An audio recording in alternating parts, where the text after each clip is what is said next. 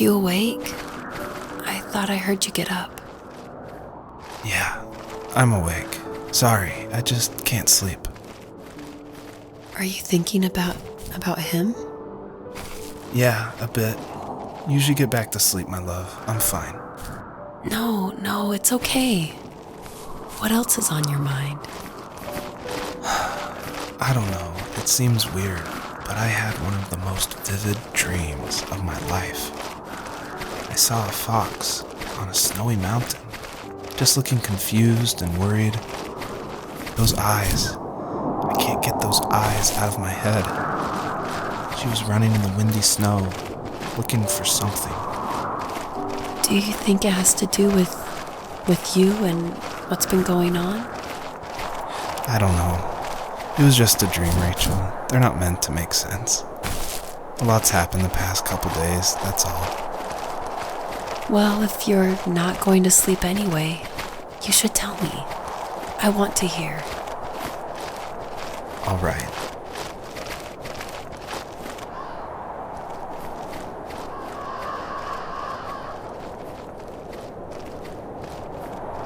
So, not far from her home, she followed that path to something unexpected.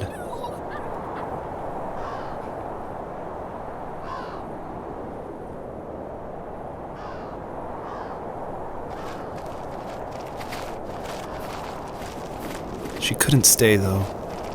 She had to find her other 2 children. So she took that path. She followed it towards something ancient. Something with answers.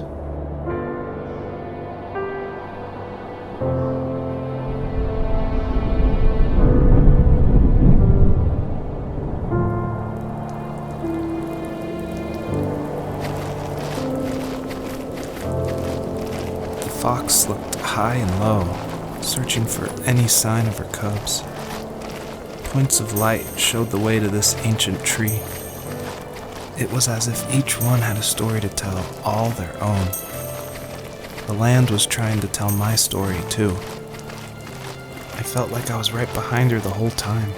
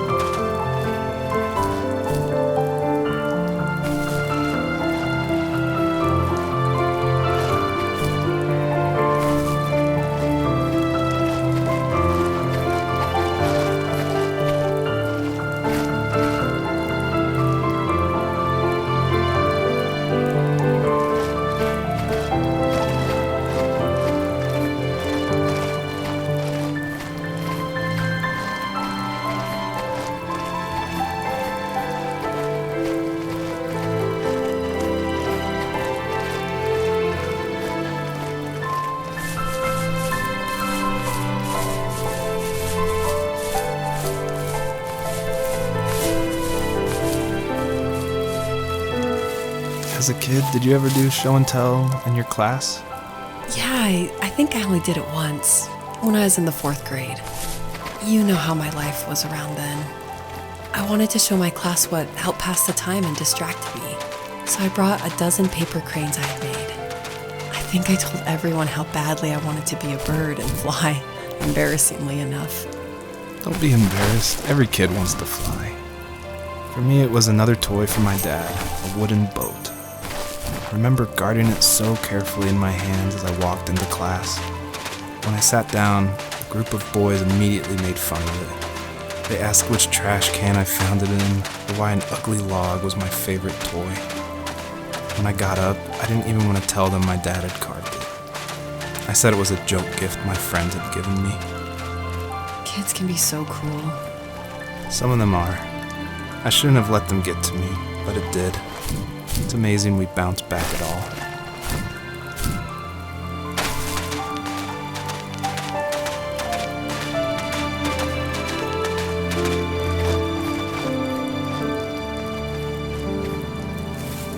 Do you remember what my dad did for a living? Wasn't he like a lumberjack? That's one way of putting it. If wood was a canvas, then a carving knife was his paintbrush. Even after working a 50-hour week, even after his hands were more splinters than skin, he would bring home the nicest piece of Alaskan weeping cedar and make me toys. That wooden train was the first toy I can remember, and I loved it. I just knew from a young age I was going to be a lumberjack, like my father.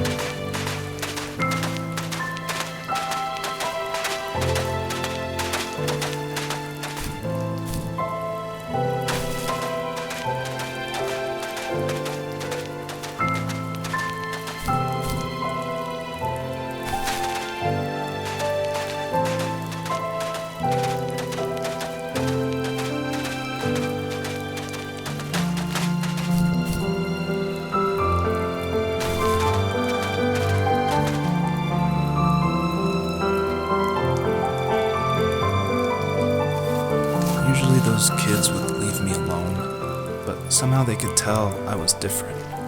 They made fun of how far away I lived. They called my dad a sourdough. I was a blabbermouth as a kid, telling my dad stories I made up for hours. But after that show and tell, I didn't tell him much anymore. He didn't know exactly what was wrong, but his best guess was that the toys he carved weren't cool enough. He carved me a tank and tried to tell me what it was like to be in a real tank as a serviceman. I didn't know your dad was in the military. Yeah, in the army. The sad thing is that I'd pretty much forgotten until just now. There's so much I still don't know about him. I'm sorry. He knows how much you love him. You're going to see him again soon and have some closure, I'm sure.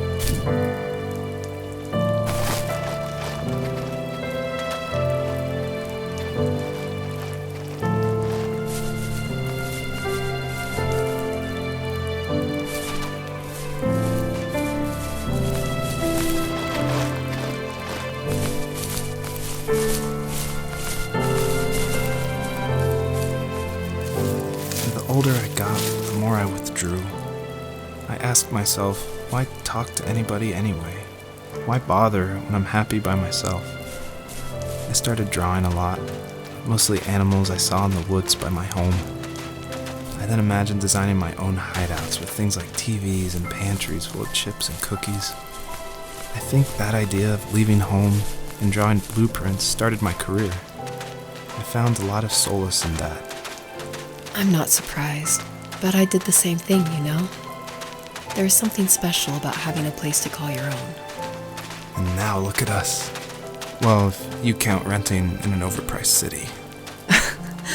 It's as close as we can get for now.